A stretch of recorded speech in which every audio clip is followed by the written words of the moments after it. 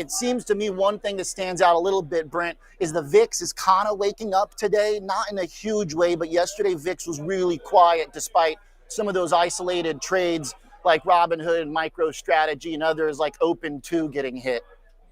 Yeah, yesterday, obviously, VIX expiration. So yesterday was the last day that August VIX contracts could trade. They expired at 9:30 today. So as a base case, that loosens up volatility a little bit, right? Because a lot of the positions that reinforce the lower volatility environment we've had, they left. And then similarly today, the other fascinating thing that happened was we saw a bunch of zero DTE SPX contracts coming in trade right around that 63.40 area. And if Oliver, you remember yesterday, there was a big position at 6,400, zero DTE. Market went right down, tagged that level, and stuck there. Well, what happened today? Market goes all the way down to 63.40 in the S&P, tags that level. Those puts get closed, and the market rallies all the way back. So there's a lot of intraday volatility and intraday swings, but what's happening now is that volatility is not following through, right? We're getting mean reversion, and that's kind of keeping a lid on things at the moment.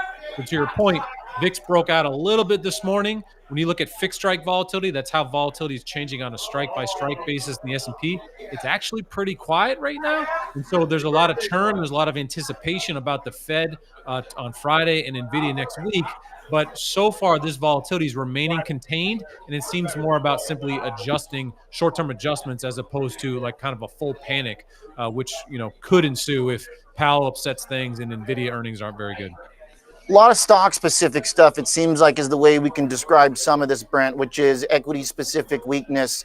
The chart here, to looking at SpotGamma, the dip below 63.50 today on S&P. I mean, that was a pretty decent little tumble because we tried to start off a little firm. Yeah. How do you kind of gauge the appetite for upside versus what it seems to be a stronger appetite for downside? I get your point that VIX hasn't really moved too much. Vol's been generally contained. The market too still is trying to bounce off these key levels. But is there a bias that's developing a little bit more negatively on the intraday? There is. I mean, if you go into this week, we had extremely low implied vols. So we had S&P short-term vols around 10%, which is about as low as you ever get. Second thing is we had the Fed was priced at 95% rate cut. Everything seemed peachy keen after CPI and PPI. And then the other one was the AI narrative has been untouched, right? It's just this incredible force that's going to drive the economy forward. And then suddenly, as you touched on before, the FOMC rate cuts have slid a little bit, right? Now there's a little bit of trepidation or nervousness around what the path is with rates. And then the second one with what happened with NVIDIA, or excuse me, Meta yesterday was, look, we may be cutting back some of our AI spending. And then suddenly the tech darlings started to fold a little bit, right? And then that sort of released some of the air out of the bigger bubbles in the market as well. Palantir obviously getting crushed, MicroStrategy getting crushed, crypto kind of losing some of this. So I think what you got is everything was priced for perfection, and that narrative of perfection was so dominant into last week. And now people are a little bit nervous about what the Fed may say, that forward guidance.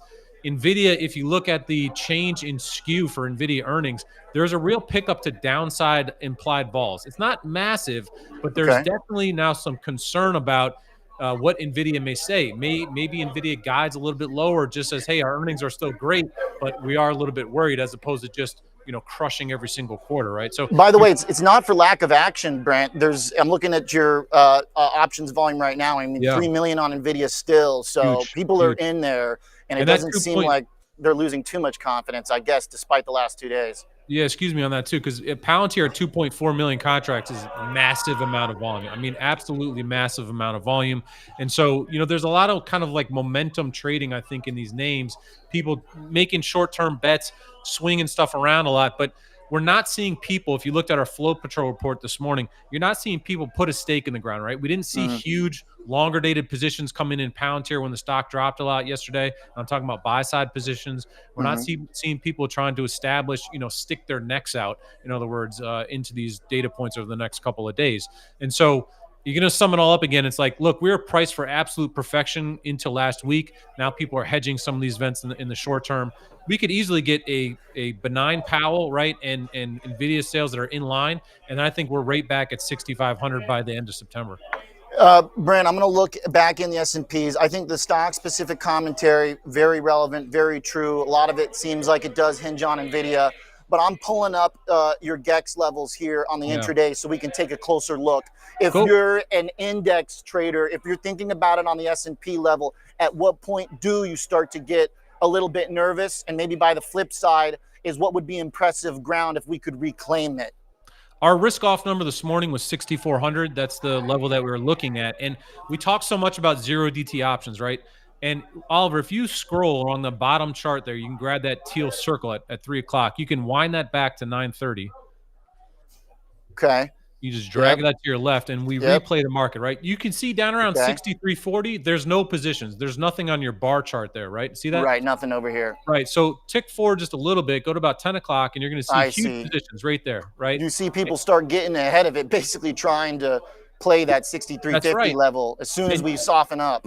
And you see a huge position established at that level, and the zero DT contracts just pound the market lower. We're talking about put buyers and call sellers. It's pure zero DTE. We call this the seek and destroy algo, right? Because the market knows where those big zero DT contracts come in, and we fill down to those levels. So you can play that chart forward now, and you see the market just go down there. It tags that level, and all of a sudden that flow just totally shifts, right? The construction goes away. And what's interesting, and the reason I bring this up is because at those lows of the day, what we saw was longer dated SPX put sellers come in. So people are saying, look, this was a big move down, maybe a little bit too extended. Yeah, if Powell upsets the apple cart here, fine. Maybe we'll have to bet on some downside. But for the moment here, the market seems to have established that this 6,300 level is maybe a little bit too cheap. Now, if forward guidance changes things, then we'll adjust.